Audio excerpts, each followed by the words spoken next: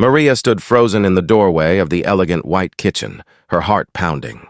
In her blue work uniform with yellow cleaning gloves still on her hands, she clutched a spray bottle and watched the scene unfolding in the living room with growing panic. Her boss, Mr. Bennett, was kneeling on the floor in his expensive navy suit, holding a colorful baby rattle and smiling at her daughter. Little Rosa, wearing her red dress with a matching bow in her dark hair, reached up toward him with delighted baby giggles. This was not supposed to happen. Maria had been so careful for 3 months, timing her cleaning schedule perfectly so Mr. Bennett would never know. But today, everything had gone wrong. At 32, Maria had worked as a housekeeper for 5 years, moving from one wealthy household to another. The work was honest but exhausting, and the pay barely covered rent and groceries. When her sister had gotten sick last month and could no longer watch Rosa during the day, Maria faced an impossible choice. She could not afford daycare. The waiting list for subsidized care was over a year long. If she quit her job to stay home with Rosa, they would lose everything. So she had made a desperate decision. She brought Rosa to work, hiding her in the back bedroom of Mr. Bennett's sprawling home, racing between cleaning and caring for her baby, praying no one would find out. For 3 months, it had worked. Mr. Bennett traveled frequently for his investment firm, and when he was home, he stayed in his office or entertained guests in the formal areas Maria had already cleaned. She had been so careful, so quiet. Until today, Mr. Bennett had come home early from a canceled meeting. Maria had been in the middle of changing Rosa's diaper when she heard the front door. She had quickly settled the baby with toys in the back bedroom and rushed to the living room, hoping to act natural. But Rosa, upset at being left, had started crying, and Mr. Bennett had followed the sound. Now Maria watched her boss, one of the wealthiest men in the city, playing with her 9-month-old daughter on his expensive rug. She knew what came next. He would fire her, probably immediately. She had violated his trust, brought an unauthorized person into his home, disrupted his space. "Mr. Bennett," Maria said, her voice shaking. "I am so sorry." "I can explain." He looked up, still holding the rattle. His expression was hard to read. "How long, sir? How long have you been bringing your daughter to work?" Maria's eyes filled with tears. 3 months. My sister who watched her got sick. I could not afford daycare. I had no choice. I swear she never touched anything, never went into your rooms. I kept her in the back bedroom, and I worked twice as hard to make sure everything was perfect." "Maria," Mr. Bennett interrupted gently. "Breathe." She stopped talking, her chest tight with fear. Mr. Bennett set down the rattle and stood up. Rosa immediately started fussing at the loss of her new friend. "How old is she?" 9 months, Maria whispered. "And her father?" "Not in the picture. It has been just us since she was born." Mr. Bennett was quiet for a moment, looking between Maria and Rosa. "You should have told me." "I know," Maria said, tears spilling down her cheeks. "I know I should have. But I was afraid. I needed this job. We need this job." "I'm so sorry, Mr. Bennett. Please, I will find another arrangement. Just give me 1 more week." "Maria, stop," he said, his voice firm but not unkind. "I am not firing you." Maria blinked, certain she had misheard. "What?" "I am not firing you," he repeated. "But we need to talk about this situation. It is not sustainable." "I know," Maria said quickly. "I will figure something out, I promise." "I have a better idea," Mr. Bennett said. He walked to the gold console table and picked up his phone. "How much is daycare?" Maria stared at him, confused. "I do not understand. How much does proper daycare cost per month?" "The good ones are around $1,200, Maria said hesitantly. "But I cannot afford—" "I will pay for it," Mr. Bennett said simply. The words did not make sense. Maria shook her head. "No, Mr. Bennett, I could not possibly." "Consider it a benefit," he said. "An employment benefit. You work for me. You need childcare to do your job effectively. Therefore, childcare becomes part of your compensation package." "But that is not— Employers do not do that for housekeepers," Maria stammered. "This employer does," Mr. Bennett said. He scrolled through his phone. "There is an excellent facility near here. Bright Horizons. They have educational programs, healthy meals. I will call them tomorrow and set up enrollment. Maria felt dizzy. This could not be real. Mr. Bennett, why would you do this? He was quiet for a moment, watching Rosa try to crawl toward him. Do you know why I have this house, Maria? She shook her head. My parents were immigrants, he said softly. My father worked construction. My mother cleaned houses just like you. They worked brutal hours, multiple jobs, to give me and my sister opportunities. When I was young, my mother sometimes had to bring me to work because she could not afford care. Maria's eyes widened. I did not know. Most people do not, Mr. Bennett said. They see the suit and the house and the money, and they assume I was born into it. But I was not. I was the kid hiding in a back bedroom while his mother scrubbed toilets for people who never bothered to learn her name. He looked directly at Maria. You have worked for me for 5 years. Your work is impeccable. You are honest, reliable, and kind. The fact that you have been managing a baby while maintaining that level of quality shows incredible dedication. Why would I punish that? I do not know what to say, Maria whispered. Say yes to the daycare, Mr. Bennett replied. Let me help. Not because you need charity, but because every working parent deserves support. And because I remember what it was like to be the child whose mother had no other options. Rosa chose that moment to babble loudly, as if adding her vote. Mr. Bennett smiled and picked her up, bouncing her gently. She grabbed his tie and laughed. She likes you, Maria said, wiping her tears. I like her too, Mr. Bennett said. She has your eyes. Over the next week, Mr. Bennett was true to his word.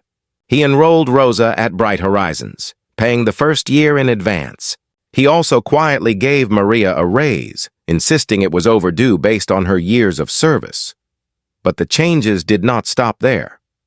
One morning, Maria arrived to find Mr. Bennett waiting in the kitchen with coffee and a serious expression. Maria, I want to talk to you about something, he said. Please sit down. Nervous, Maria sat at the kitchen island, a place she normally only cleaned. I have been thinking about our conversation, Mr. Bennett began. About working parents and support systems.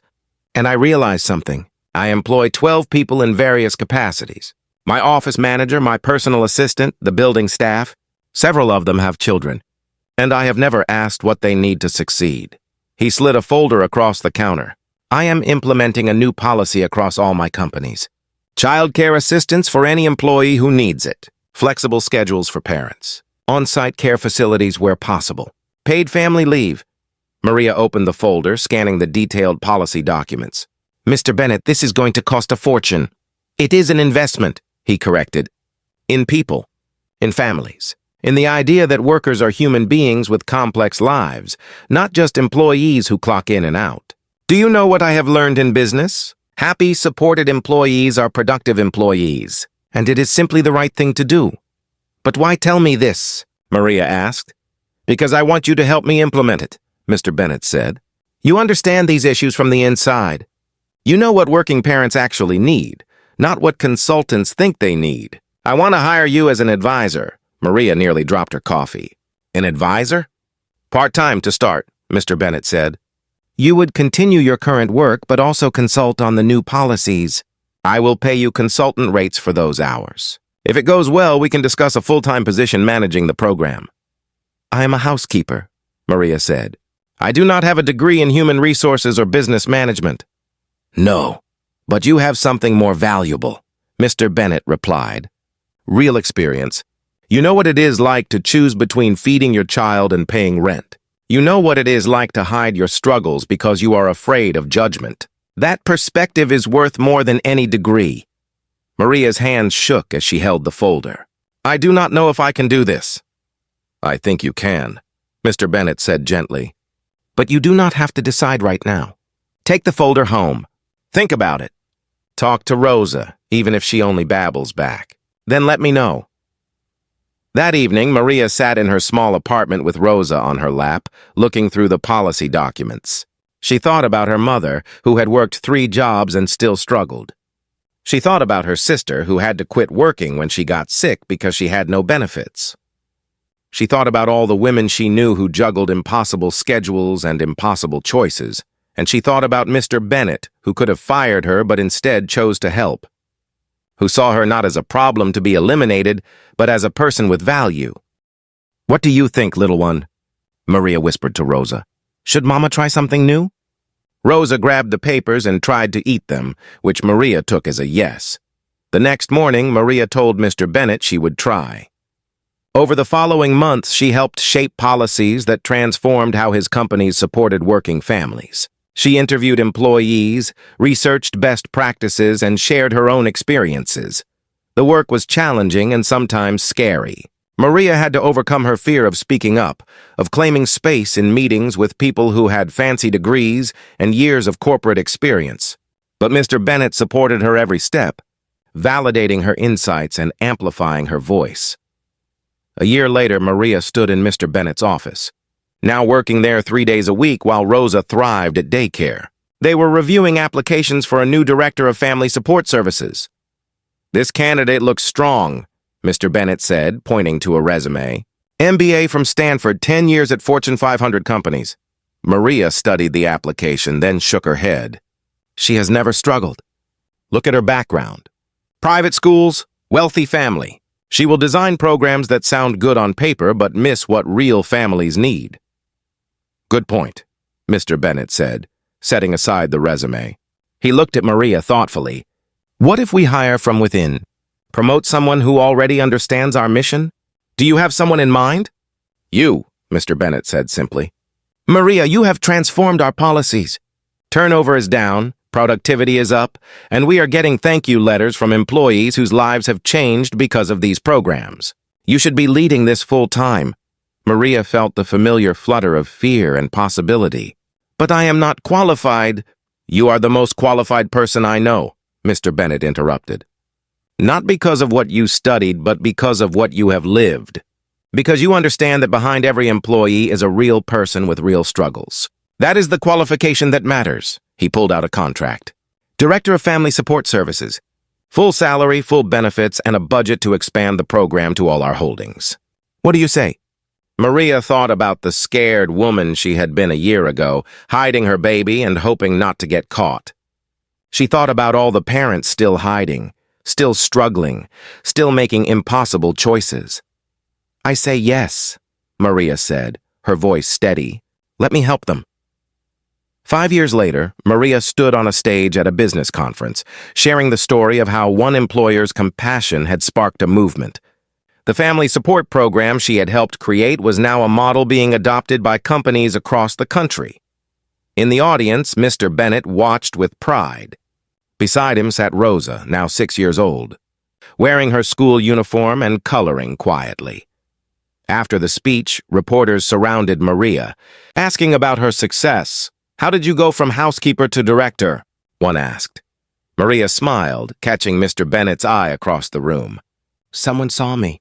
Really saw me, not as a problem or a position, but as a person with potential. That is all any of us needs. Someone willing to look beyond the uniform and see the human being underneath." Later, as the conference ended, Rosa ran to Maria and hugged her legs. "Mama, you were so good!" Maria picked up her daughter, kissing her forehead.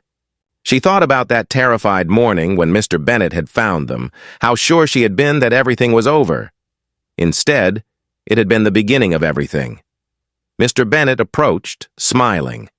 "Excellent speech, Maria. Your mother would be proud." "Thank you," Maria said, "for everything. For seeing me when I felt invisible." "Thank you," Mr. Bennett replied, "for reminding me what matters. Success is not measured by wealth accumulated, but by lives touched. You taught me that." As they walked out together, Maria carrying Rosa and Mr. Bennett holding the door, they looked like what they had become. Not employer and employee, but partners in creating change. Proof that compassion and opportunity can transform lives. And it all started with a baby, a rattle, and one man willing to choose kindness over convenience. If this story touched your heart, please like, share, and subscribe for more inspiring tales of compassion and unexpected opportunities. Leave a comment sharing your own story of someone who saw your potential or a time when kindness changed your path. We would love to hear from you.